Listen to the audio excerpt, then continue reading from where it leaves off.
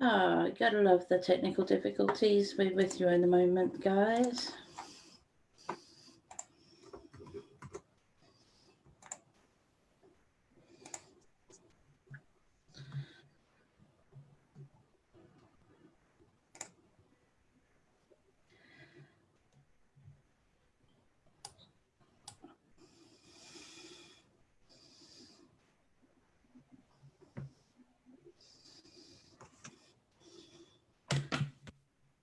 Saying stop.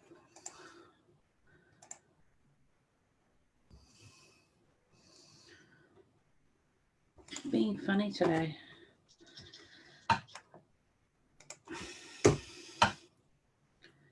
Right.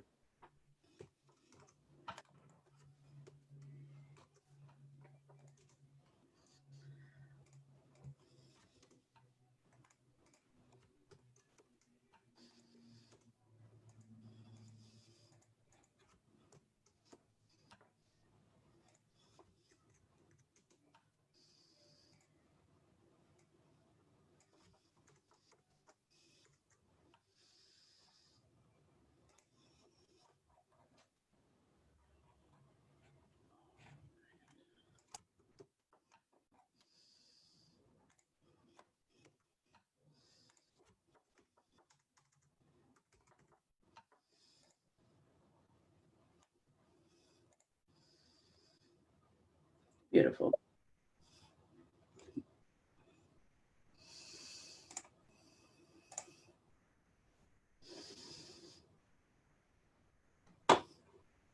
Okay, please admit everyone into the room and I'll be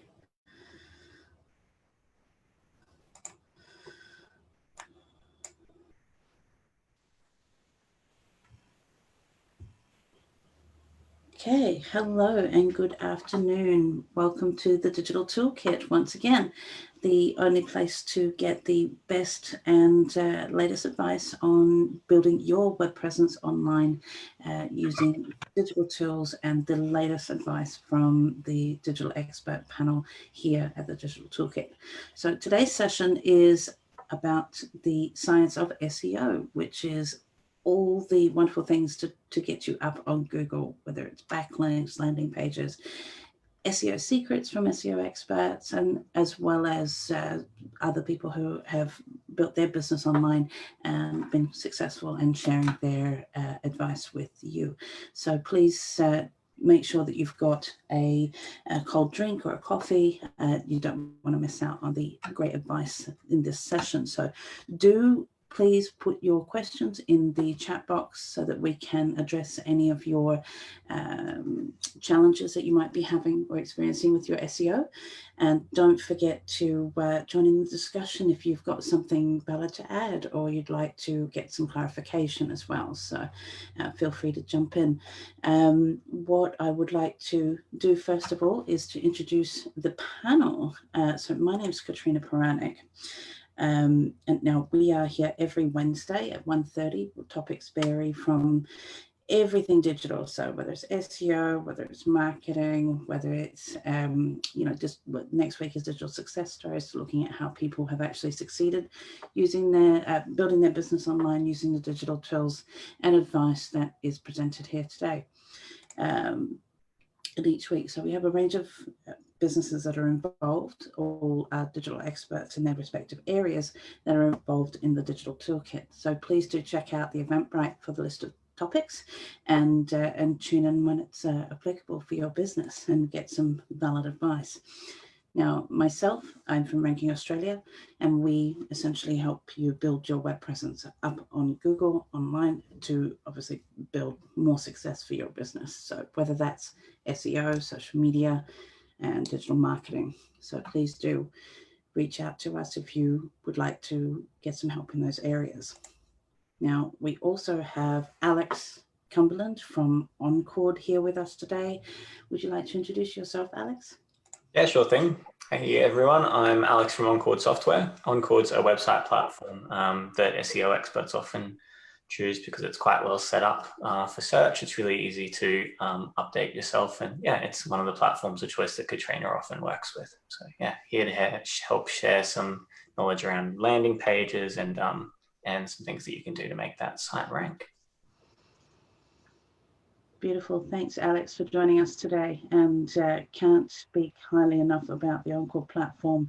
It is brilliant, whether you're a web developer or an entrepreneur or a graphic designer. Everything's kind of so fast to build with, and so easy, very logical dashboard to build your website very quickly and professionally as well. So, and the support is amazing. Over to you, Sheldon. Thank you for joining us today. Thank you. Yeah, thank you, Katrina. Yes, thanks everybody for coming along to the session today. My name's Sheldon Morey from Sheldon Morey Consulting, and I'm a technology coach and technology consultant, and I'm the tech magician for the Business Advantage program. This program helps small businesses and business owners align their technology platforms and infrastructure with their business operational goals, and helps them become more effective, efficient, and gives them a competitive advantage. Thanks, Katrina. Beautiful. Thanks, Sheldon. We were expecting a couple of others with us today, but it appears that they won't be able to make it, so they send their apologies. Once again, please make sure you do have your coffee or a cold drink with you, because you don't want to miss the secrets that come up into today's session. But don't forget that every one of these sessions are recorded and they're available on Ranking Australia's Facebook page to view again, along with all the previous topics as well. If you want to jump in and have a bit of a look-see there, and feel free to reach out to any of the experts directly if you've got any further questions. So today's session is the science of SEO. Now I'm just going to stop my screen there just quickly. So I guess, being an SEO expert myself, it's it's a vast topic, but is there any one particular formula that you follow? Is there any right way to do it? Is there a wrong way to do it?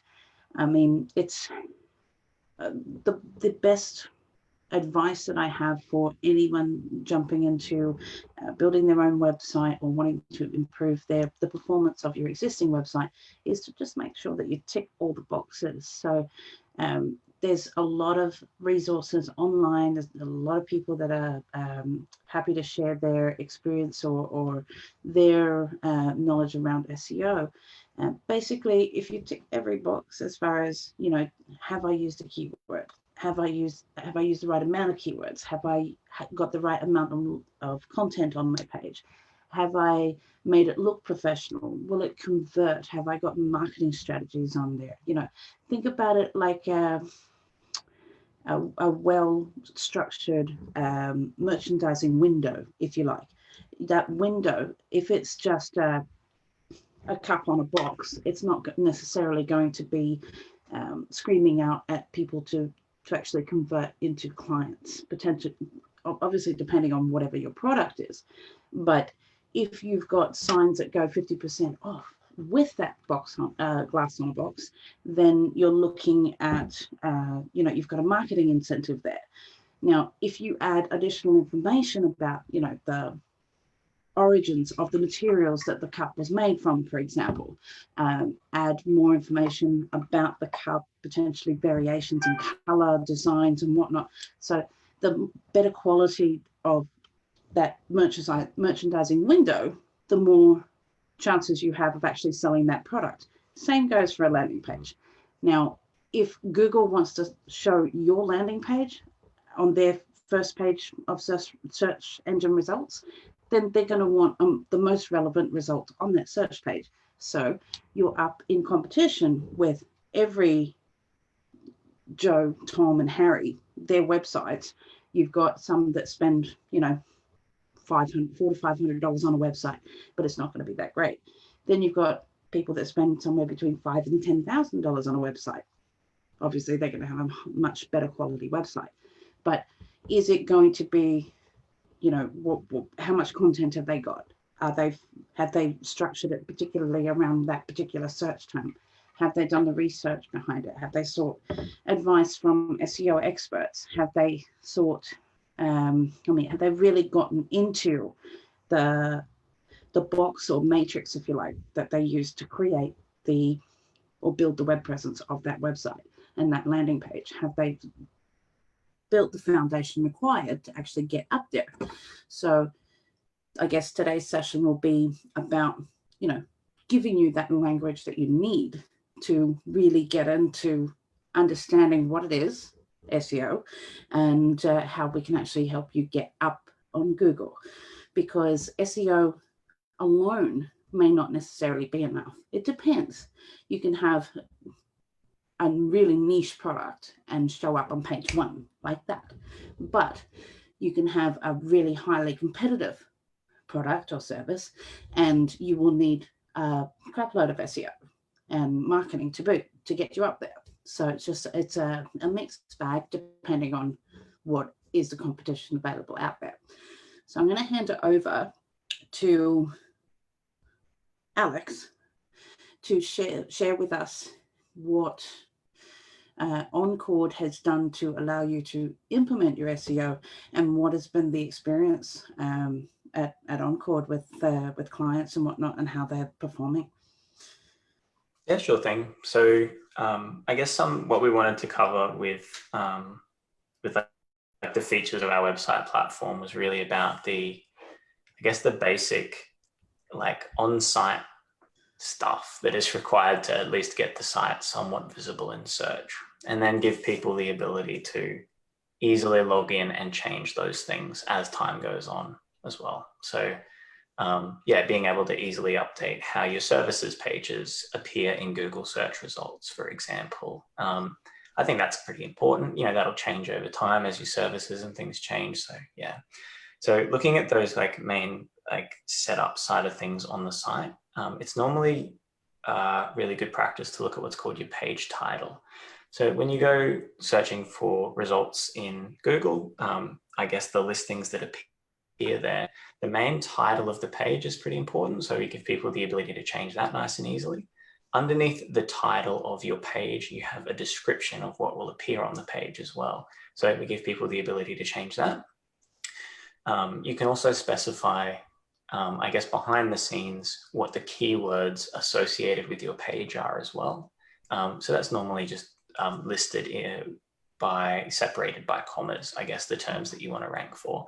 Google used to give a much heavier rating towards the keywords that people would specify on their sites, but it's kind of dropped its weight over the years. But it's still good to set that stuff up on sites. So it's obviously important to set that so that the site is somewhat visible in search, but it's also really important to set that so that when your site is actually shown in search results, it looks professional and actually, says things that people will want to click. So yeah, we give people the ability to edit and change those things within Encord. You do that just by editing a page, going into settings and changing those things. It's good practice to spend the time setting those things up on at least your home page, and then I guess tearing down the other pages on your site for the main pages that you wanted visible in search. So after going through and doing that, the other thing that we will do is generate what's called a sitemap. So a sitemap is really just it's often shown front end to visitors as well. You might find a sitemap link on some sites. We kind of automatically generate that based on the pages that you've created, and a lot of other website platforms do as well. So just reviewing that sitemap of all the pages that are visible and out there in search, the search engines kind of use that as a pretty good guide about what pages are on your website and what they should be indexing. And it's handy for users as well if they're looking for a certain page. So yeah, keywords, description, and page title stuff, that automatically generated sitemap. So as far as the website platform goes, they're two core things that we made nice and easy. Some of the other basics that I normally tell people, actually there is a third one, and that's page speed. Yeah. So I guess a really important factor when you're loading up websites is how fast they are. So Google has quite a lot of different metrics for measuring how quickly a page loads, and it's now split based on desktop load time and mobile load time as well. And they've got a pretty cool tool called Page Speed Insights that you can plug your website in and get a really quick report about how fast that site is loading as well. And that load time does have a bit of an influence on the rank of your website. I guess it's really important with all of this to remember that Google wants to provide the best logical answer to people's questions in their search engines. So as part of doing that, if I am doing a search for, I've been working with a lot of psychology firms this morning. So if I do a search for Psychologist Brisbane, for example, it's within the search engine wants to show people the best possible results for that. So that's probably a fast loading website where they have content related to, psychology. They probably have other,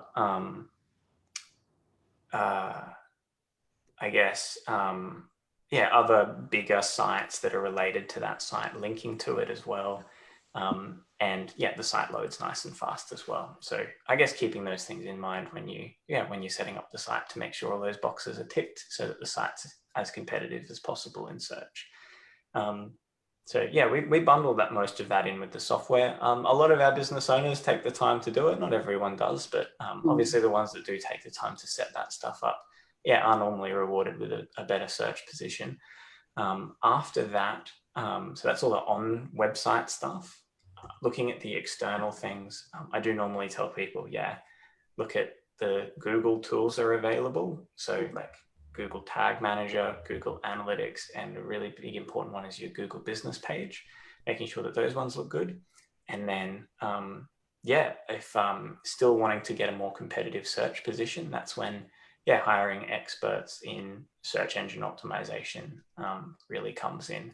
So I guess that kind of, in my mind, that's the line right there with business owners and website managers wanting to do a lot of stuff themselves and then moving into maybe hiring a consultant as an extra set of eyes on what you've done or helping them improve what you've done as well. So they'll do some research around the keywords that you're trying to make your site visible in search.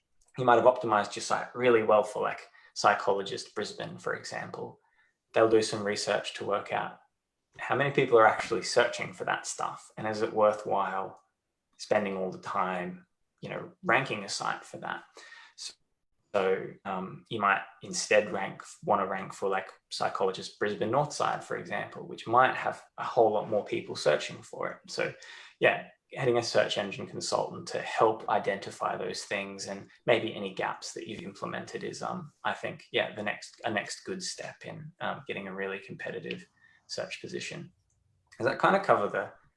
Yes, definitely, Alex. I think you kind of encased a lot in there and probably maybe too much in one thing, but that's perfect. Everything you mentioned is how do you say, in the toolkit for establishing your web presence, which is great. And yes, Oncord is brilliant because it does a lot of that hard work for you. In that it generates a site map for you, as far as the Encore platform. For those of you who have, say, WordPress websites, which is quite common, you've got plugins for SEO which generate your sitemap for you. Now, what is a sitemap? A sitemap essentially is telling Google what is in your site, what is in your website. Instead of waiting for Google to find your pages eventually, which is what kind of generally happens if you don't have a sitemap, then you want to tell them straight away, this is what I've got on my website, and this is, how I want to rank. This is the keywords that I want to rank for based on the titles, the description, etc. So a sitemap is essential. A really good plugin for WordPress is Yoast SEO. Only reason I mentioned Yoast as opposed to the other more popular one as well, which is all-in-one SEO. You got Yoast SEO is brilliant for anyone who is learning the ropes of SEO, because it gives you a traffic light system and tells you exactly what's wrong, what's missing, what you've got too much of, what you've got too little of. So Yoast SEO is a really good WordPress SEO plugin, which gives you your sitemap and takes you through step by step. It's quite easy to use, but yes, you need to plug it in to Google. So it will ask you for your Google Analytics ID, user ID. So if you're not sure on what that is, just Google it. Basically, there's videos on how to use just about anything within Google. But we're talking quite a bit about research. So, what tools do you use to actually research? So Google Analytics is a great starting point to see who's actually coming to your website, where are they coming from, and what keywords you're actually showing up for. But how do you find out what keywords before you actually have a website to start showing up for? There's a really amazing tool, which have I put it in there? No, I will now. It's in the chat box. Keywords Everywhere. It's very cheap to use. It's like 100,000 searches for $10, I think, 10 US dollars. So that lasts me, a good few months as an SEO specialist. So it probably might last the general entrepreneur or business owner a year potentially. So I think it works out to be about $16 or something for 100,000 searches, and it's very easy to install and set up. And basically, what it does is it gives you all the search information, so search volume for the month, and particularly the cost per click to actually market for that. And it also gives you a timeline view of how that search term has gone up and down over the months. And it's been quite interesting, obviously, with the COVID situation. You see quite a bit of, anything that's particularly online shopping has gone up a bit and then slowed down or whatever. So you can see how the trends of what's the current events are actually impacting on those search volumes. So Keywords Everywhere, please write it down. Make sure you get into that tool. So moving over to someone who has implemented it for themselves and come across a lot of businesses who potentially have explored this area or may not have. And, what's your general impression on how SEO can help small businesses? Sheldon, I would like to put that one to you.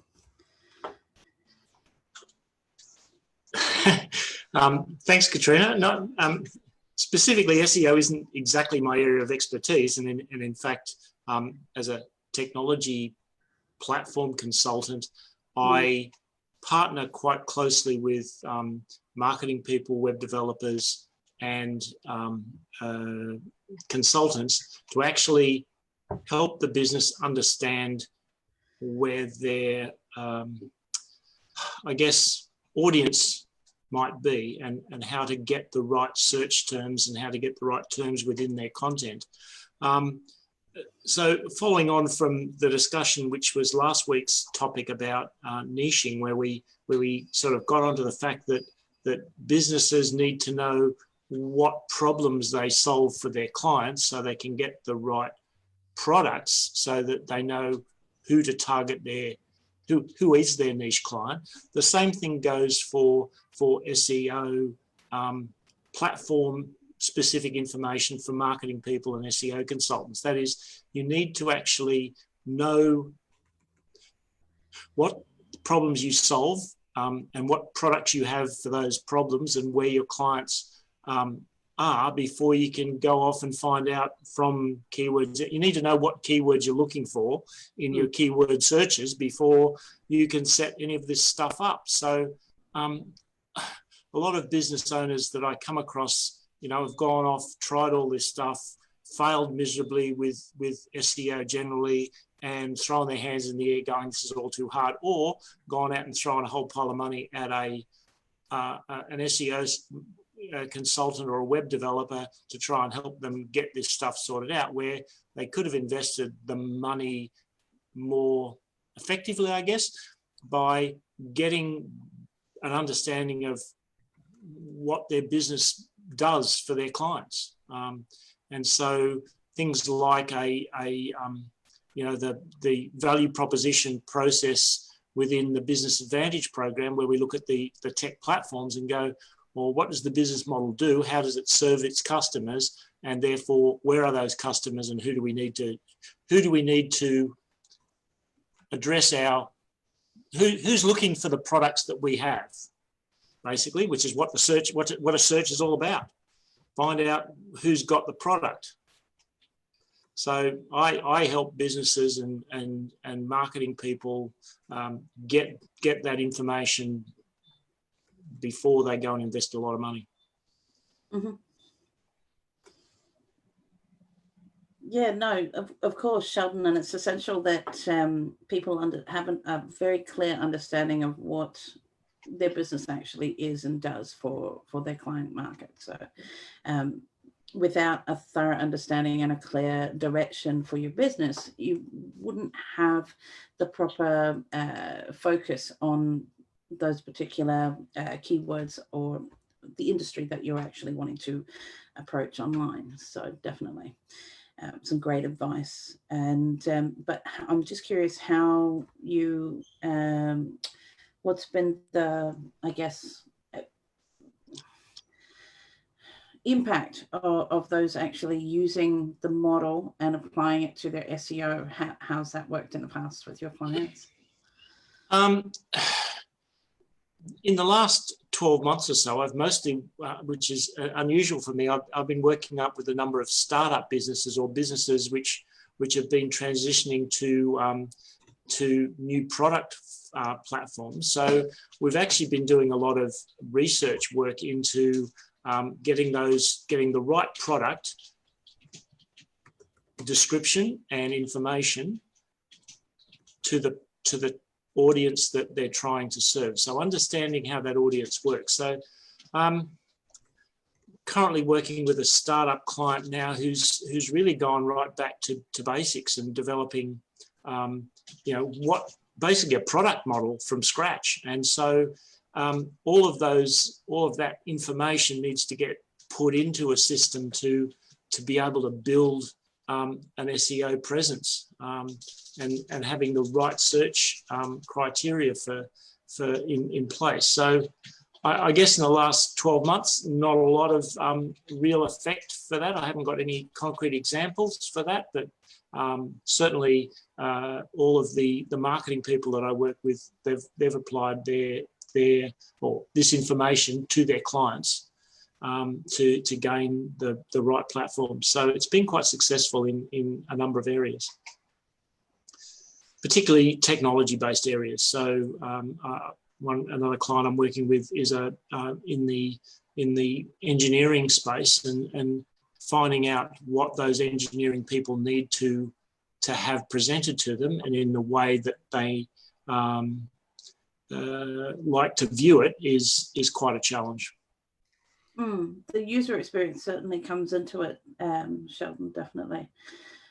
So what you did mention is that, those in the marketing space applied the SEO strategies and they had some success with it, which is great. So that there in itself shows that SEO in itself alone is not enough. You need to have a holistic digital strategy in place. So SEO is fantastic if you've done your research well, you've done your planning well, and you've found yourself potentially a niche that doesn't have much competition.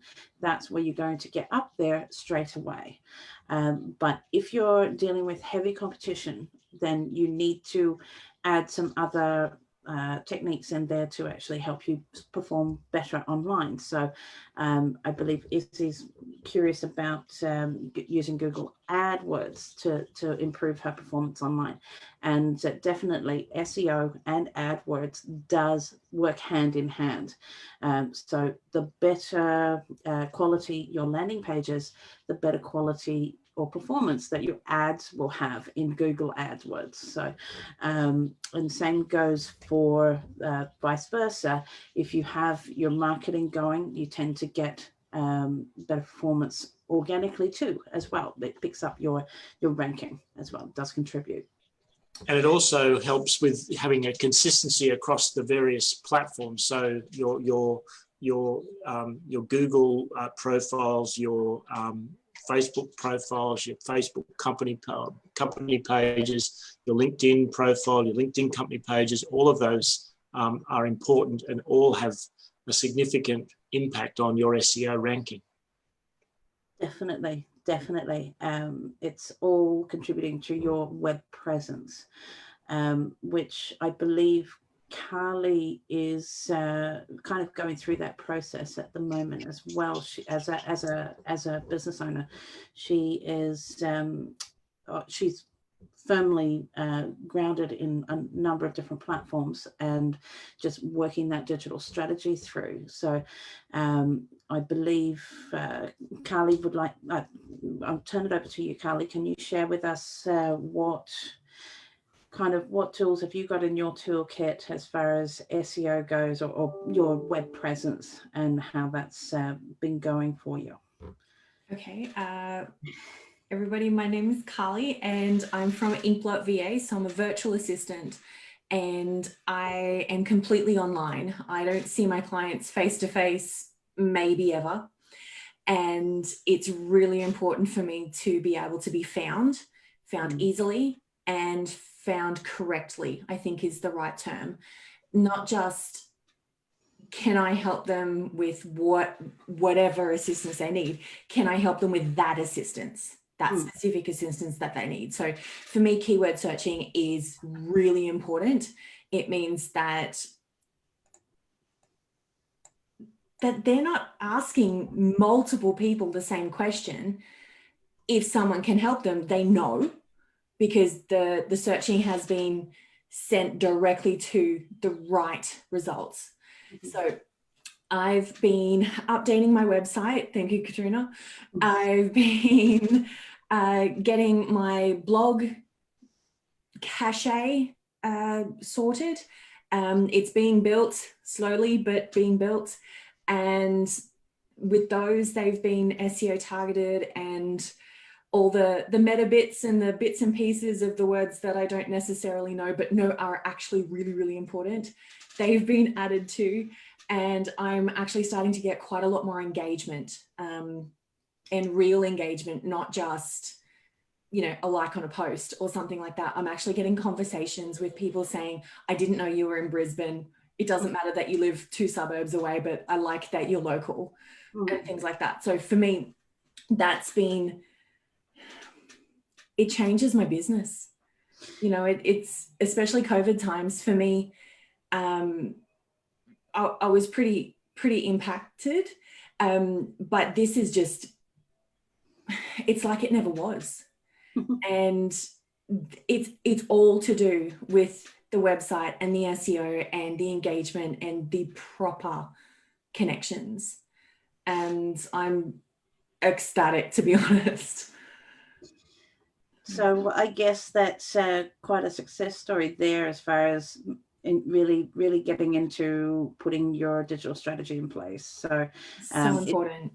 It basically is everything that the toolkit is essentially stands for, because the digital toolkit is here to help you build your business, and we're sharing with you as much as we can of our knowledge and insights to help you build your business online. And during this time at the moment, it really is something that is essential for every small business at present to help you get up there, get found, and actually, you know, be making money online, especially with such limited contact over the last few months. So, and that appears to continue for quite a few businesses at the moment. So, and maybe for the better, in order to as far as limiting the contact goes, to keep everyone healthy as well. So anyway, interesting. Can I just ask a question? Carly, I was just quite interested in terms of you changing your business, I guess, impact. Have you had to change the way you describe your products or describe the product set that you offer significantly? Or are you, sorry, go. I don't think significantly. I think that it's been a bit more articulate. Yeah, we've said the same thing, but in a potentially different way to make it clearer. And because I didn't have a strategy before, I sort of was winging it. That now there's something actually in place, and we're looking at it. We're actually looking at the analytics. We're looking at making sure that whatever is posted actually has the bits behind it that they need. I can actually now see why it's important. I was floundering a little bit. I was, just getting by. And now there's a visible stream of up, and it has been in the vocabulary, but there's also been the implementation of it has been the crucial element. Yeah, one of the areas that I tend to focus on as part of my whole process is to actually look at the how you measure the impact of what you're doing, and collecting that statistics, and actually being able to go, well, these words worked and these words worked better, and then you just keep refining the process. But unless you can measure where you start from and where you end up, then it's all a bit of a hit and miss game. Yeah, definitely. With Carly's website, Sheldon, I think the biggest change that I can put it in just a couple of words is it's less salesy. I think one of the challenges that people tend to run into with constructing a landing page is that they try too hard potentially with with the marketing side. And once they've come to your website, it should not need to try that hard to get people to convert. You should have a logical flow of necessary content that the people want to read about the product or the service, or have a logical website structure in that it helps to resolve any concerns or addresses the needs of or problems of the potential clients that come through. So so this loops back to the whole business model, technology process thing. You need to know your value proposition, what are your customers' problems, and what do you have in place to solve them, and how they gain from using you. So it's all about pains, gains, and solutions. On that point about too much, I guess, marketing and sales, I guess, on a landing page, I have definitely like helped people shuffle, or help themselves shuffle landing pages around a little bit to do exactly that. I think a lot of the time they have not actually in over optimizing a landing page for marketing and sales, they have actually not done that last step of does this actually suck to look at and use, in which not having any links at all to anywhere on the rest of the website, because people are trying. There's a big difference between a landing page focusing someone's attention on a specific service or offering, and so between doing that and the other of trapping them on the landing page so they can't possibly click away to any other link on the site and find out more about what you do and that type of thing, Yeah, the landing page should be, from my view, is the conversion page, where you actually go to say, yes, this person wants to buy my stuff or use my service or whatever it is. They've got to have a lot more engagement with your information about you, knowing more about you. I still think is it 7, 11, 4, so 7 hours of content, 11 touch points, and 4 platform models that people need to do from a cold client to a conversion. So there's still quite a lot of steps after getting. You're not going to just plonk someone on a landing page and expect them to buy stuff, because it's like going to bed when you've only just met them. Yes, indeed. Okay, so I thought we might touch on the question around AdWords from Izzy. She wants to understand Google AdWords a little better and assess her campaigns. While this is not an AdWords webinar, there should be one coming up. So just check out the Toolkit topics list in Eventbrite. But what in respect with SEO and actually helping your ads perform better from an SEO perspective, I would essentially draw your attention to, again, looking at the structure of the landing page. So if your ads are, I mean, would you mind telling me what your product is, or what your business actually sells? Yeah, it's makeup and cosmetics for the tween and teen sort of market, Australian made, sort of natural products. Okay, so very clearly, I would instruct you to make sure that you're up on Google My Business, and make sure that that's well and truly optimized to the max. Your Shopify feed should be able to go through to, or feed through to Google My Business as well. So you can put your products up on there. If you have, fantastic. If you haven't, get into it. And you can also access your merchant feed through Google Ads Shopping Network as well, which you quite possibly have already delved into. And that, so when you've got everything integrated, it helps things perform better. Okay, so your website should be hooked into your Google My Business. Your Google My Business should be hooked into your Google Ads, and your Google Analytics, again, needs to be integrated with it all. One thing that I do know with Shopify is that there tends to be some gaps there in catching conversions. So you really need to hone in on the conversion settings on your website. So best way to do this is to speak to an expert who knows about say Google Tag Manager as well, because the performance of the landing pages, say putting all of your conversion tracking codes and everything from AdWords and this, that, and the other, can potentially slow down your website landing pages. So best to integrate it if you can with Google Tag Manager, which is another Google tool out there. Again, there's lots of help videos and people on this session who can help you through that.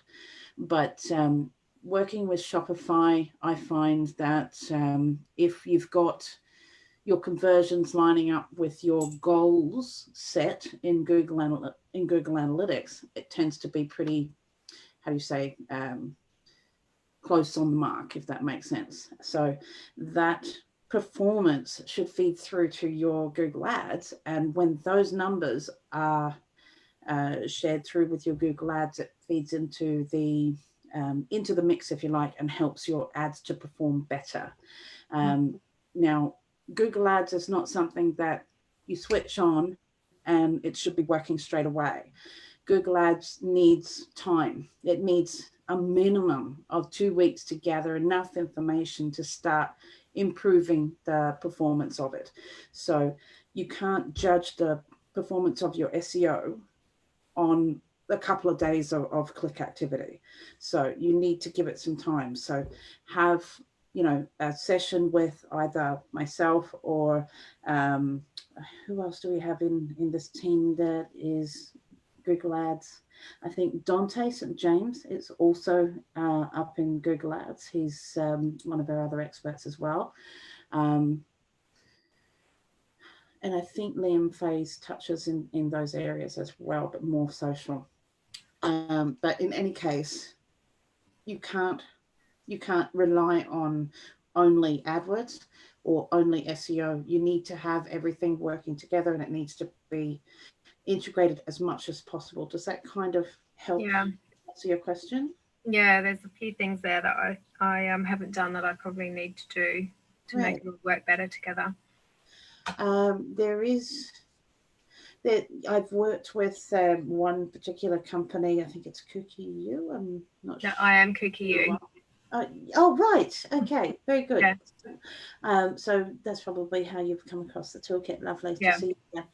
Beautiful. So there's, it's not, how do you say, you really need to have a look at the keywords definitely to find out what people are actually doing that in that area. And from memory, was it organic makeup? Not organic, but just natural and Australian made, mineral based. Yeah. Okay. So I think that this current time there's been a higher call for Australian made. So I would potentially have a look at how that's playing in the field of keywords, and go from there. Yeah. Okay. Thank you. Do you have a physical address, Izzy, or are you setting up a Google business page like as a like home business or whatever? The business is already set up, but I haven't set up Google My Business, and merchant shopping hasn't been completed yet. So I was just gonna like raise that point and probably ask you, Katrina, like because it comes up a lot with our clients. What is I guess as a good setup is normally, looking at the Google My Business page side of things as well. That could be a real trick for like, sole traders, for example, and people that might be working from home that don't really want their address like, on a Google My Business listing page and that type of thing. Like, what do you normally like? Do you have to have a physical business because, or can you have a PO box? Cannot use a PO box. It must be a physical address. Yeah, well, I wouldn't put my home, being a home, working from home, I wouldn't put my home address up online like that. So there's two ways to go about it. It depends. Do you deliver goods and services to your clients at their location, or do they come and visit you? So if you deliver it to them, then all you need is an address to verify your place of business, and what Google will do is essentially drop a pin in the center CBD of your postcode. Right. Okay. Does that make sense? So you can hide the physical address without sharing that online, if that makes sense. So yeah, okay. It's a how do you say it? It's a bit of a grey area with Google, because especially now with the I guess the growing need to kind of make sure that we're all visible online, and there's a huge process to go through with verifying your actual physical location for Google My Business to get on the Google Maps. They don't want any it takes roughly, I mean, they say it takes 6 days to receive your postcard. As much as I have a lot of faith in every other aspect of Google, I think that possibly needs a little bit of work in getting there in that 6-day time frame, and it's probably a bit longer as well because of COVID. But I mean, in saying that, I've had clients receive it in a couple of weeks, but then I've had clients receive it in a few months. So it's just a matter of, staying on top of it, checking it after a few days. If it hasn't arrived within 10, then request it, and then it should arrive again. Trina, did you register mine those couple of months ago? Yes, I did. Mine arrived last week. Mine arrived on Friday. Beautiful. Well, there you go. Yeah. So looks like they're picking up the slack. That's a really interesting point though about the I guess validating the address with your home address, because that's the business address, but not displaying it on the Google My Business page that's exactly the type of answer that makes sense. So you just at the very least register, and make sure that you go through that process. And if you just pay attention to that, do you deliver goods and services to your clients, or do they come to you, to your store, so to speak, or your business? So just make sure that you answer the questions truthfully and honestly. But if you answer for them to come to you, then it will show your address. Yeah. Okay. Thank you. No worries. But yeah, sorry, Alex, you mentioned about a lot of sole traders wanting to do the same process, or set up the same process with their Google My Business. Yeah, totally. So like plumbers, a lot of those guys might be working from home addresses, and they don't want, and like we do a lot of work with accounting and legal sector as well, and professional consultants and stuff. They don't want their home address on, floating around the place. So, and it can be what we kind of need to remember is that it's not home address, it's a business address, because it's the address that you've registered your business with. So, because Google needs to know that it is your place of business. Right. So while we have a lot of sole traders, and I mean, I'm currently sitting and working from home at the moment, regardless of the fact I've got an office in the city, I'm working from home, and I think that's the situation for a lot of people.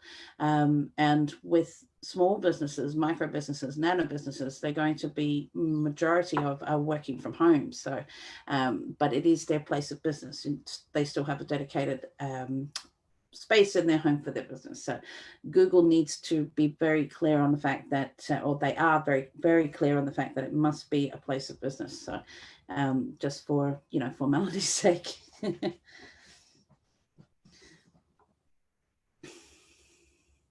So Katrina, just to clarify that, if on your application you say that you nobody comes to your place for goods and services, you always ship or provide those services at the client site, then your physical address will not appear on your Google My Business page.